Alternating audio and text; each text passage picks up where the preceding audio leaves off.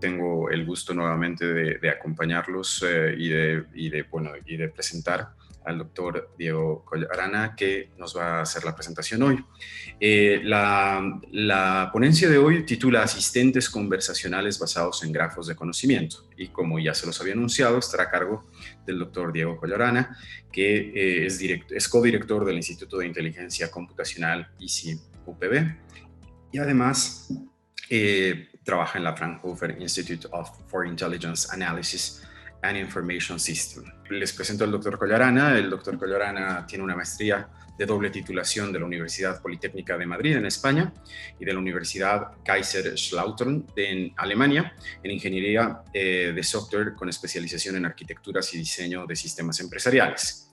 Además, tiene un doctorado en inteligencia artificial de la Universidad de Bonn en Alemania en 2018. El doctor Collarana además está especializado en la conceptualización y el desarrollo de sistemas de información empresariales utilizando tecnologías de vanguardia como son grafos de conocimiento, knowledge graphs, y el aprendizaje profundo, deep learning. Además, cuenta con 10 años de experiencia en desarrollo de software para empresas como Bosch y Mercedes-Benz, entre otras. Además, es fundador de varios proyectos de código abierto, incluyendo el MINTE, una técnica de integración semántica que permite a las empresas pasar datos heterogéneos a conocimiento accionable. Actualmente, como ya se los había comentado, es codirector del Instituto de Inteligencia Computacional y es líder del equipo Conversational Knowledge Graphs del Centro de Innovación Fraunhofer en Alemania. Agradeciéndole por su presencia y por compartirnos este magnífico tema. Le doy la palabra al doctor Collarana. Muchísimas gracias, Diego. Te doy la palabra. Te dejo. Muchas gracias por la bonita presentación. Ahora voy a compartir mi pantalla, ¿no? Para empezar la presentación. Ok. Entonces voy a comenzar. Ya todos me conocen, ¿no? Voy a presentar el trabajo que hemos estado haciendo en estos 3 meses de trabajo con también mi colaborador, con el ingeniero Martín Arispe, en el Centro de Inteligencia Artificial, voy a decir, de la UPB. Entonces, esta es la agenda que he preparado para hoy día. Bueno, básicamente son 4 puntos. Primero les voy a mostrar la importancia de la inteligencia artificial. Es siempre bueno, especialmente en nuestro contexto en Bolivia, entender por qué es tan importante ahora el tema de la inteligencia artificial. Luego les voy a comentar qué exactamente es la inteligencia artificial conversacional para desarrollar asistentes conversacionales cognitivos, donde les voy a mostrar los 3 proyectos en los que hemos estado trabajando hasta ahora, para finalmente dejarles algunas conclusiones y mensajes importantes, ¿no? Entonces, voy a comenzar con la importancia de la inteligencia artificial en la actualidad. Entonces, voy a comenzar con esta frase, ¿no? La inteligencia artificial es la cúspide de la digitalización. Ahora tenemos más datos que nunca sobre nuestros procesos y la forma en que vivimos. Y la inteligencia artificial, y en especial el aprendizaje profundo, nos dan las herramientas para crear un verdadero valor a partir de los datos que estamos generando. ¿Y cuál es la importancia? ¿Por qué la inteligencia artificial tiene tanta importancia en la actualidad? Porque su aplicabilidad parece ilimitada, o es ilimitada. Con inteligencia artificial, con los métodos y técnicas que les voy a mostrar en la presentación, se puede realizar desde los chatbots, se puede realizar autos que se manejen automáticamente, se puede hacer diagnóstico médico automatizado, incluso se puede generar contenido, es decir, arte, música, piezas de pinturas, piezas de código, donde realmente la creatividad, que ha sido generalmente especializado o enfocada al ser humano, también puede ser transferida a estos modelos de inteligencia artificial, lo que son los devices para las casas inteligentes y mucho más. Entonces, principalmente hay 2 tipos de inteligencia artificial. Por un lado tenemos lo que es el aprendizaje de máquina, machine learning, y lo que es el aprendizaje profundo, deep learning, que es básicamente lo que ha estado llevando la inteligencia artificial a su nueva época, por así decirlo, ¿no? Todos los modelos y todo el conocimiento que está aquí data desde los años 60, pero recién en los últimos 5 años ha habido un gran avance aquí que ha impulsado la nueva era de la inteligencia artificial. Pero este no es el único tipo de inteligencia artificial. También tenemos lo que es la representación del conocimiento. Es decir, que nosotros somos capaces de decirle o transmitirle a la máquina el conocimiento que nosotros tenemos o que tu organización tiene, ¿no? En un formato que la computadora, que los algoritmos puedan ser capaces de usar este conocimiento. En el ISI, en nuestro instituto, hacemos una inteligencia artificial híbrida. Es decir, que nosotros nos enfocamos en combinar tanto la representación del conocimiento a través de grafos de conocimiento, de knowledge graphs, como el aprendizaje profundo a través de modelos estadísticos que aprenden a partir de datos que se les da, ¿no? ¿Esto por qué? Porque, bueno, en mi experiencia, en la experiencia que tenemos, para realmente llevar adelante la aplicabilidad de la inteligencia artificial en las empresas, ¿no? Se requiere de ambos lados o ambos tipos de inteligencia artificial para realmente poner aplicaciones y soluciones que sean de beneficio para las organizaciones, ¿no? Ahora, ¿por qué la inteligencia artificial hoy? Ya les dije que estos modelos, la teoría existe desde hace muchos, muchos años, pero ahora tenemos los ingredientes necesarios para que esta tecnología funcione.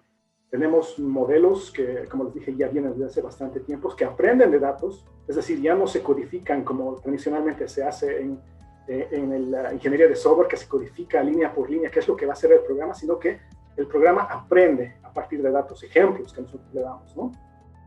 Tenemos datos, tenemos muchos datos que son el nuevo petróleo de las organizaciones, de los países, ¿no? Es decir, cada vez con la era de la digitalización, los celulares inteligentes, nuestro acceso a Internet, estamos generando datos y datos y datos, ¿no? Y tenemos hardware más poderoso y accesible a todas las organizaciones, ¿no? Cada vez el hardware, perdón, es más económico. Si ustedes lo piensan, el celular que tienen tal vez ahora en el bolsillo tiene miles de veces más potencia que la computadora que fue capaz de enviar el primer cohete a la Luna en los años 60, ¿verdad? Pero uno de los mensajes que les quiero dar aquí, que el cuello de botella actualmente está aquí en la parte central de los datos, ¿no? Ahora modelos que son el estado del arte, uno se los puede bajar fácilmente de internet, hay librerías que ya te proveen modelos ya codificados. Hardware, uno puede comprar una computadora en la nube por un precio accesible y puede entrenar esos modelos, pero el cuello de botella está en los datos. ¿Por qué? Porque las empresas, las organizaciones no están listos, sus datos no están listos para ser entrenados por estos modelos, ¿no? Y es justamente uno de los problemas que nosotros aplicamos, ¿no? Ahora, cuando eres el mejor del mundo y una computadora te derrota, ¿no? Estos son dos escenarios donde realmente la media se ha vuelto bastante, ha hecho bastante énfasis, por ejemplo, en el 2011, ¿no? Cuando en un juego de Jeopardy, que es básicamente un juego de preguntas y respuestas de cultura general, ¿no? IBM Watson fue capaz de derrotar a los campeones mundiales, ¿no? En este juego, ¿no? Es decir, que fue capaz de responder más rápido y con mejor precisión a las preguntas que se hacían de cultura general, ¿no? Por otro lado, tenemos la derrota del campeón mundial en Go, ¿no? Este juego chino, que fue derrotado por AlphaGo, un sistema inteligente, ¿no?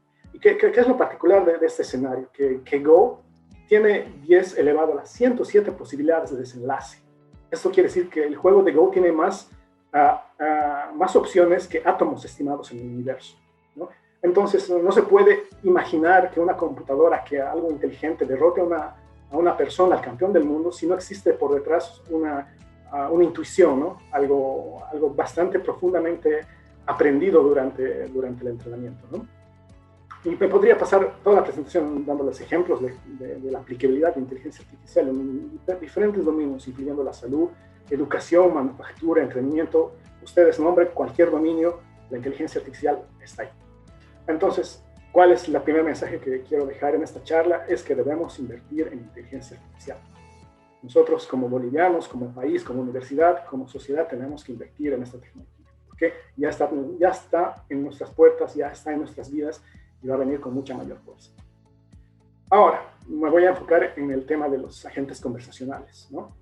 Entonces, ¿por qué tiene importancia este tema de los agentes conversacionales, ¿no? Por un lado, el lenguaje es el instrumento más poderoso de acción cooperativa que tiene la humanidad, y en realidad es la característica más importante que tenemos como especie, ¿no? Que nos podemos comunicar, que tenemos un lenguaje, ¿no? El habla y el texto son las interfaces más directas para los humanos. Y hay una creciente aceptación de los métodos de conversación para interfaces naturales. Es decir, ya no tienes que escribir en la computadora, ya no tienes que, solo le puedes hablar, pedir lo que necesitas y va a realizar la acción que necesitas, ¿no? Ahora, Esta tecnología está actualmente ya en nuestras casas, está en nuestros bolsillos, en los smartphones. Tenemos OK Google, tenemos Google Home, tenemos Amazon Alexa, donde uno le hace una solicitud en lenguaje natural y la aplicación va a realizarlo, nos va a dar la respuesta que estamos buscando, nos va a realizar la acción que queremos, ¿no? Ahora, ¿cuál es otro factor importante de motivación de esta tecnología? Es el mercado que existe, por ejemplo, los chatbots, ¿no? Este diagrama muestra cuál es el mercado que va a haber acerca de esta tecnología de chatbots, por ejemplo, ¿no? Que en 2026 va a ser casi 3.000 millones de dólares, ¿no? El mercado. Entonces hay una gran necesidad de crear esta tecnología orientada a empresas, ¿no? Ya no tanto al uso general, pero sino orientada a empresas, ¿no? Ahora les voy a mostrar el trabajo que hemos estado haciendo en nuestro instituto en estos 3 meses que tenemos de trabajo, ¿no? Que son básicamente los agentes conversacionales cognitivos basados en grafos de conocimiento, knowledge graphs, ¿no? Tradicionalmente, bueno, se tiene una interfaz conversacional, como ustedes ven aquí en la figura. Tradicionalmente en este lado, no sé si se ve en mi mouse, pero espero que sí se vea, ¿no? El acceso a los datos, el acceso a la información que tienen estos agentes conversacionales están distribuidos en bases de datos, accesos a archivos Excel, archivos JSON, ¿no? Una serie de datos heterogéneos que realmente no tienen esta capacidad de representar el conocimiento de las empresas, de las organizaciones, ¿no? Entonces nosotros estamos reemplazando esa limitación. ¿Por qué? Por armando grafos de conocimiento, ¿no? Entonces, este pipeline, bueno, este es un sketch realmente de lo que sucede en un agente conversacional. Empezamos con una persona realmente hablándole al sistema, ¿no? Haciendo un traspaso de lo que es la voz a texto, ¿no? Reconociendo automáticamente el texto que está codificado en este audio, por ejemplo, ¿no? En el paso del medio realmente llega el tema de comprender lo que ha querido decir la persona, ¿no? Y encontrar qué es la respuesta a su pregunta o la acción a su solicitud, ¿no? Es la parte central. Y por último tenemos la sintetización de la respuesta, es decir, del texto que nosotros encontramos como respuesta, pasar a voz, ¿no? Ahora, en nuestro instituto hemos estado trabajando principalmente en 3 proyectos, ¿no? En la primera parte, que es la detección automática de voz en español, la creación de grafos de conocimiento, ¿no? Y un engine para realmente ser capaces de entender el lenguaje natural y encontrar la respuesta ¿en dónde? En nuestro knowledge graph, nuestra base de datos de conocimiento, ¿no? Todavía no hemos trabajado en lo que es el sintetizado de la voz, del speech, ¿no? Entonces voy a comenzar con el proyecto número 1, el reconocimiento automático de voz, ¿no?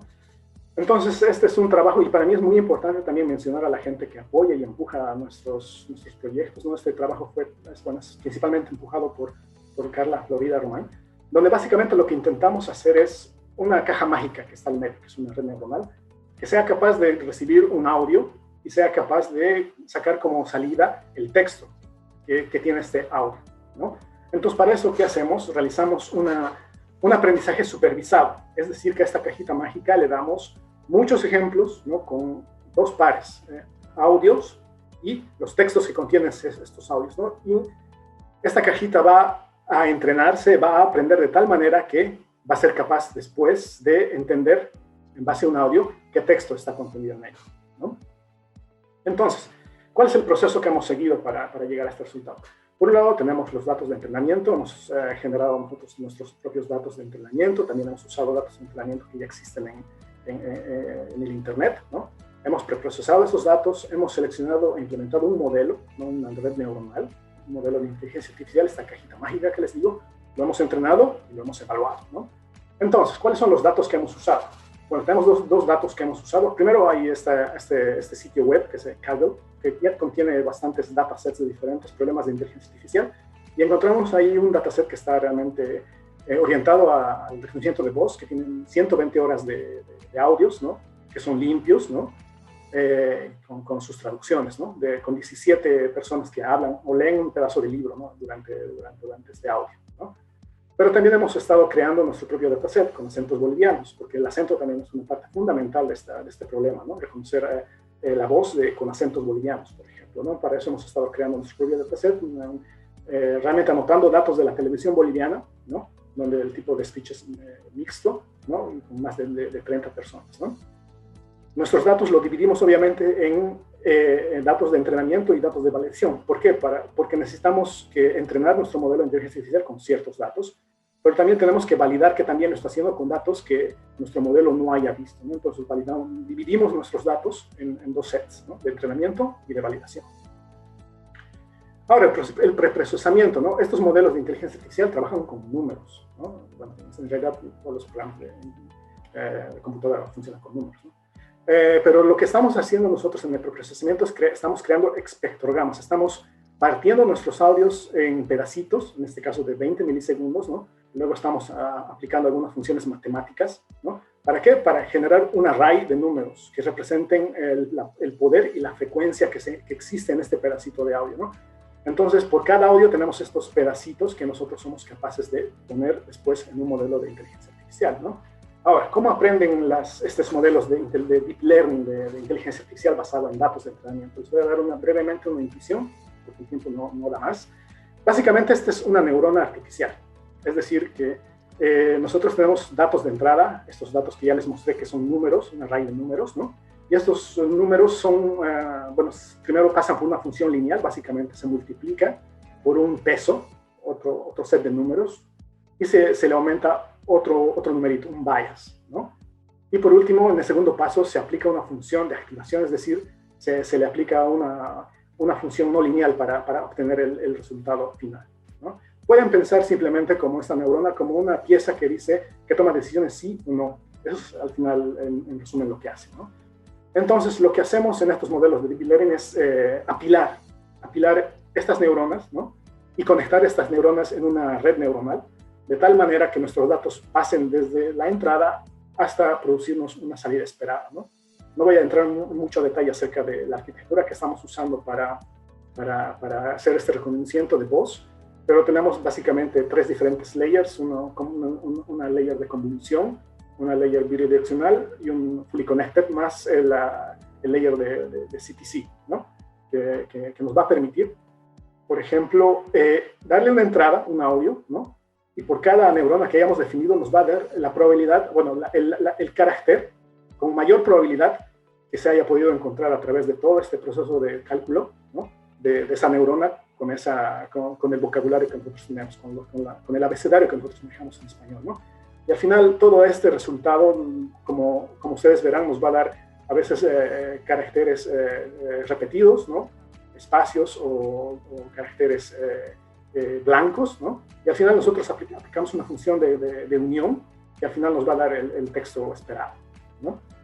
Entonces, pero ¿cómo aprende esta red neuronal? Como les dije, nosotros tenemos bastantes ejemplos que le damos a esta red neuronal y pasa por estos 4 procesos. Primero, todos nuestros datos de entrenamiento son computados por la red neuronal, lo que es el forward propagation, ¿no? Hasta este punto donde nosotros calculamos que también lo estamos haciendo con los datos de entrenamiento. Como les dije, nosotros en nuestros datos de entrenamiento también tenemos el valor esperado, ¿no? O sea, qué es lo que debería salir, ¿no? Entonces, este loss function básicamente te calcula que también lo estás haciendo con el resultado que esperabas, ¿no? Luego se recalculan estos pesos y estos bias que les mostré a este costado, ¿no? Y después se ajustan, ¿no? Se dicen, ok, con este nuevo valor, tal vez lo voy a hacer mejor, ¿no? Y este proceso se repite una y otra vez hasta que nuestro valor de loss va a ser el mínimo posible, ¿no? Entonces, cada vez que pasamos por esta iteración, todos los datos que tenemos se llama una época, ¿no? Entonces, ese es básicamente cómo aprenden estas redes neuronales, ¿no? Aquí les dejo también la referencia al modelo que estamos usando para mayor información, ¿no? Ahora, ¿cómo estamos evaluando nuestro modelo, ¿no? Por un lado, tenemos 2 métricas. Tenemos lo que es el word error rate, es decir, que vamos a calcular de las palabras que nosotros estamos esperando, cuántas las estamos haciendo bien y cuántas las estamos haciendo mal, ¿no? Y el character error rate es lo mismo, pero es a nivel de carácter, ¿no? Entonces vamos a medir de lo que estamos prediciendo, de lo que nuestro modelo está prediciendo, cuántos caracteres están bien y cuántos están mal, ¿no? Entonces, estos son los resultados que nosotros tenemos hasta ahora. Estas imágenes de aquí son, bueno, hemos hecho dos experimentos. Primero, entrenando nuestra red neuronal con 40 horas de audio. Bueno, esto por temas de poder de cómputo también. Y al final después entrenando con todas las 120 horas de audio que teníamos, ¿no? Estos gráficos corresponden al set de 40 horas, ¿no? Donde ustedes ven que nuestro character error rate, el mínimo, llega a ser 6.87, ¿no? Y estos valores se calculan en base al set de validación, ¿no? No se calculan en base al set de entrenamiento, ¿no? Y nuestro word error rate, bueno, es casi 41, un poquito más de 41%. Es decir, que de 100 palabras, con este set somos capaces de encontrar casi 60 palabras correctamente, ¿no? Predecir 60 palabras correctamente, ¿no? Pero una vez entrenados con mayores datos, ¿no? Nuestros números han mejorado considerablemente. Por ejemplo, nuestro error de caracteres, casi 2.5 caracteres, ¿no? Y nuestro error por palabra es menor al 16%, ¿no?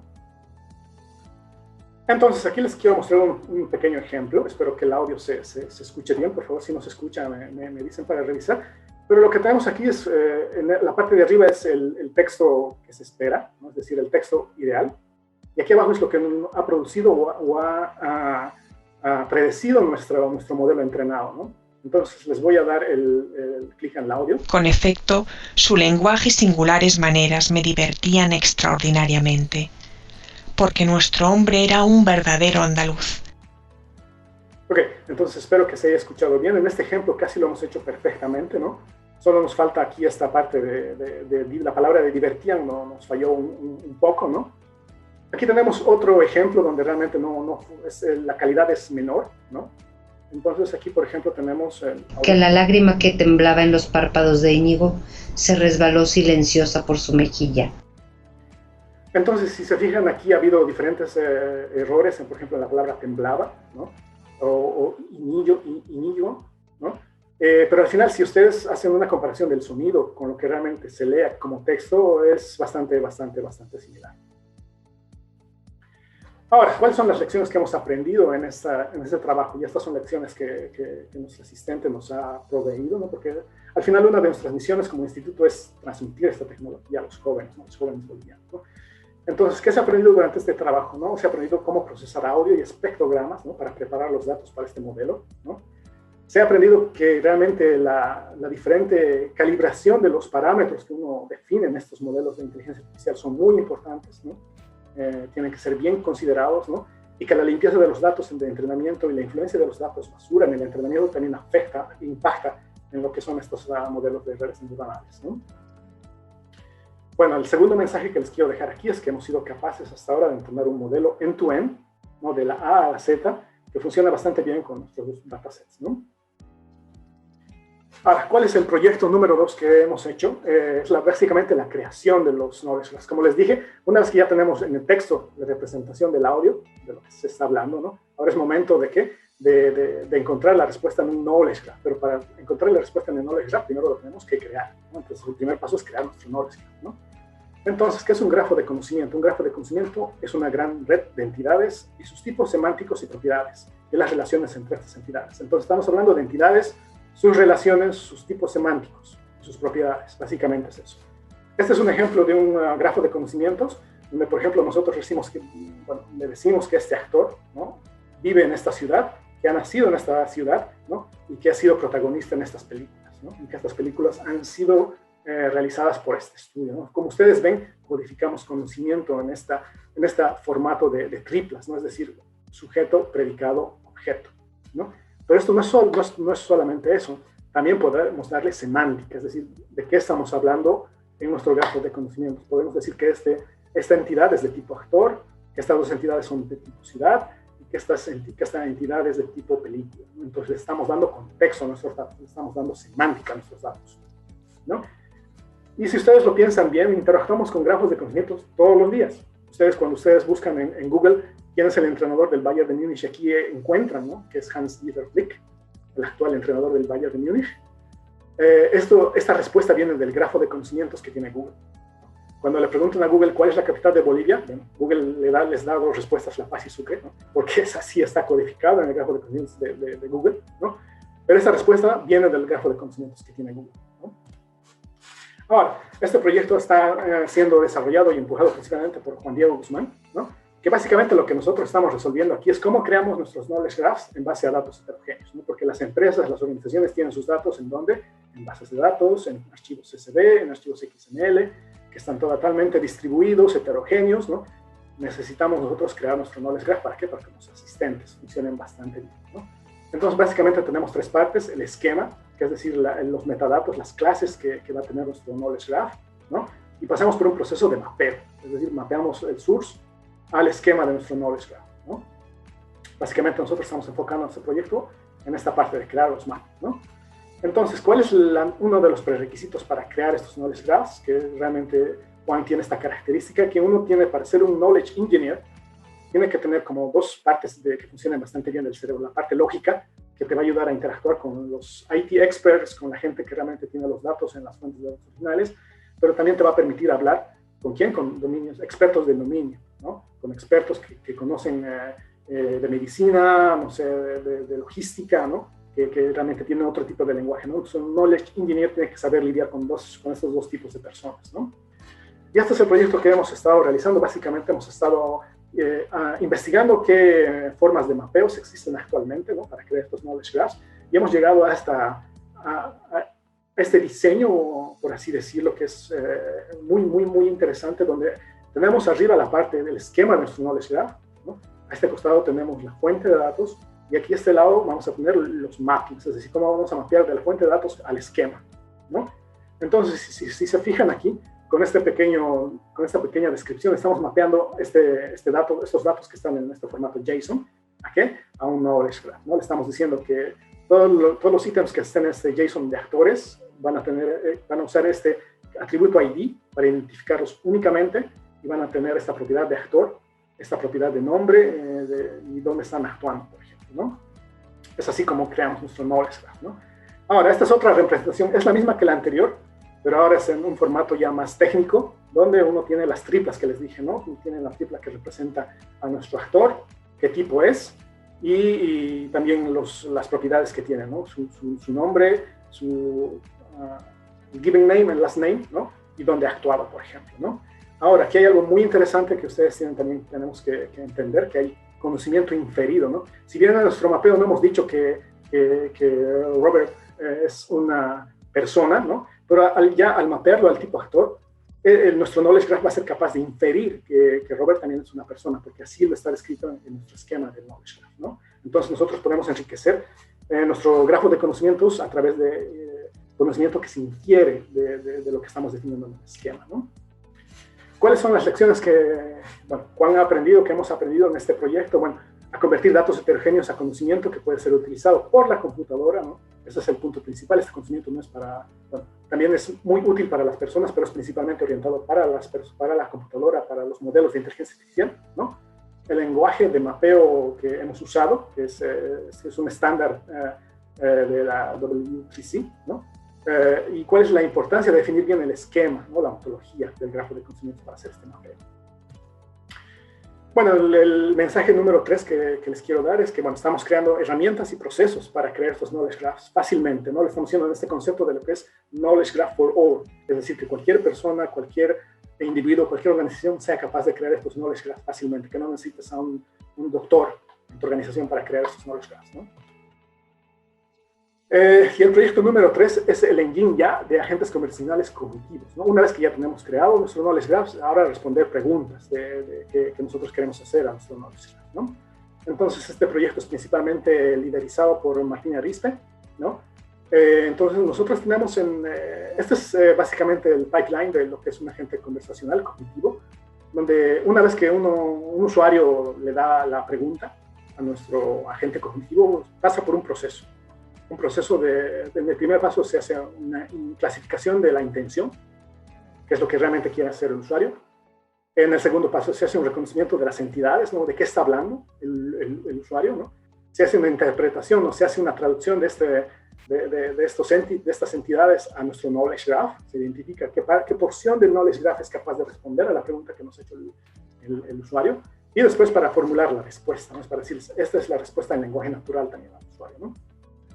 Entonces, les voy a mostrar rápidamente, por motivo de tiempo no tengo el tiempo necesario para mostrarle en detalle todo lo que estamos haciendo, pero bueno, las contribuciones que tenemos aquí es que estamos haciendo NLP, comprensión del lenguaje natural en español, ¿no? Todo nuestro pipeline está funcionando, estamos trabajando muy fuerte en que este pipeline funcione bien en español. Hay mucha investigación, hay muchos artículos, hay muchos datasets en inglés principalmente, pero en español realmente nos falta mucho, tenemos mucho trabajo que hacer en este sentido.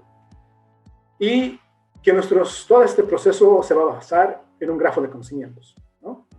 Que no se va a hacer acceso directo a las fuentes de datos, pero sino que va a ser un grafo de conocimientos el que nos va a ser el mediador del conocimiento que tiene nuestro agente conversacional. Entonces empezamos con lo que es la clasificación de la intención. Básicamente es tomar una sentencia, por ejemplo, en qué películas actuó Robert Downey Jr., aplicar una red neuronal, que es básicamente un clasificador, y determinar cuál de las intenciones que nosotros tenemos en nuestro agente conversacional es la que tiene mayor probabilidad. En este caso, esta sentencia no es un small talk, no es un chit chat, no es algo como decir hola, ¿cómo estás?, sino que la intención es responder a la pregunta, no es question answering. Por eso tiene la mayor probabilidad de que esta sentencia tenga esta intención, ¿no?, de responder a una pregunta. El reconocimiento de entidades, en este paso nosotros lo que hacemos es analizar el texto y encontrar qué tipo de entidades tenemos. Por ejemplo, en el texto, ¿en qué películas actuó Robert Downey Jr.?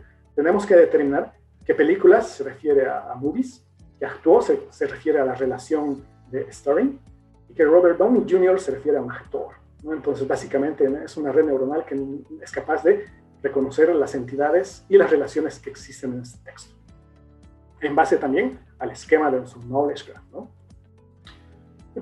El tercer paso es un interpreter, una red neuronal que traduce, ¿no?, las entidades que hemos reconocido en nuestro texto, ¿no?, estas entidades que hemos sido capaces de determinar en nuestro texto, ¿no?, las traduce a un lenguaje de consulta que sea entendible por el knowledge graph. En este caso es Spark Query Query, ¿no? Pero realmente, básicamente, lo que hace es traducir la lista de entidades que nosotros tenemos a este query, ¿no?, poniendo en el lugar que corresponde las entidades y las relaciones. ¿Para qué? Para que se logre hacer una consulta, es decir, de mi grafo de conocimientos, dame todas las películas donde Robert sea el protagonista, ¿no? Básicamente, ese es este tercer paso. Y el último paso, una vez que tenemos la lista de películas que hemos sido capaces de determinar anteriormente, más la lista de entidades que hemos determinado en el segundo paso, ¿no?, vamos a pasar por un proceso de verbalización, es decir, estas dos entradas van a ser capaces de producir texto en lenguaje natural, como puede ser Robert Downey Jr. fue protagonista de las películas Iron Man, Avengers y Sherlock Holmes, ¿no? Esto en base a ¿qué? Al grafo de conocimientos que nosotros tenemos actualmente, ¿no? Si hay más películas, obviamente la respuesta va a ser diferente, ¿no? Ahora, en este proyecto ya hemos sido capaces de crear un primer prototipo, una primera prueba de concepto, que es un chatbot orientado para los estudiantes de la UPD, ¿no?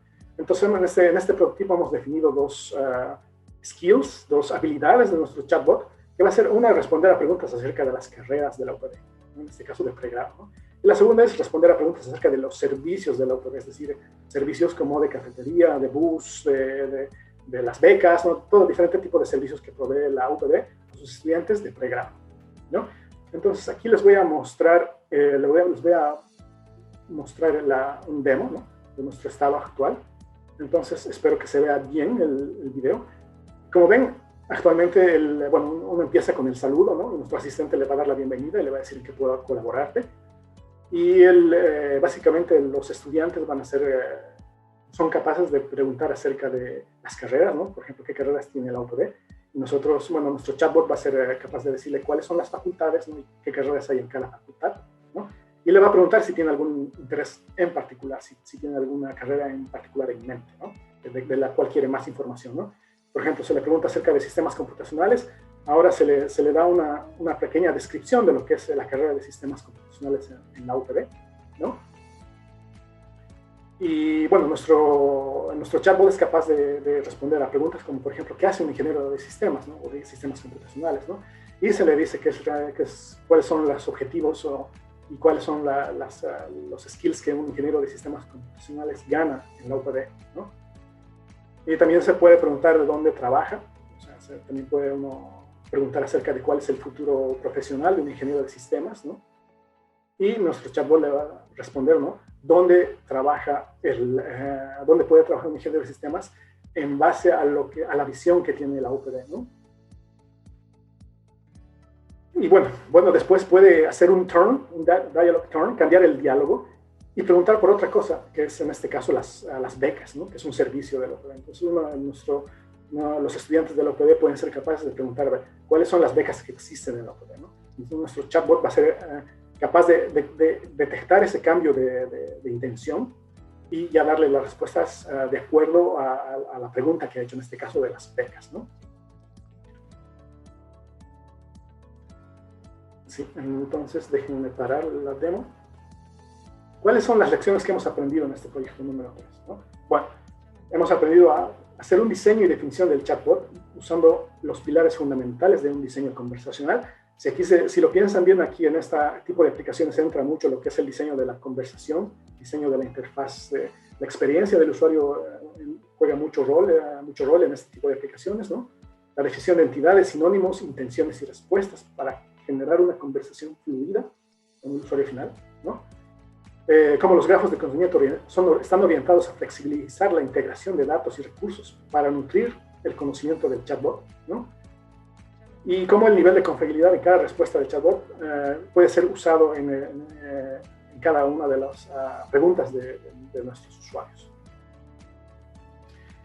Ahora, finalmente déjenme terminar mi presentación con algunos, más que conclusiones, mensajes, ¿no?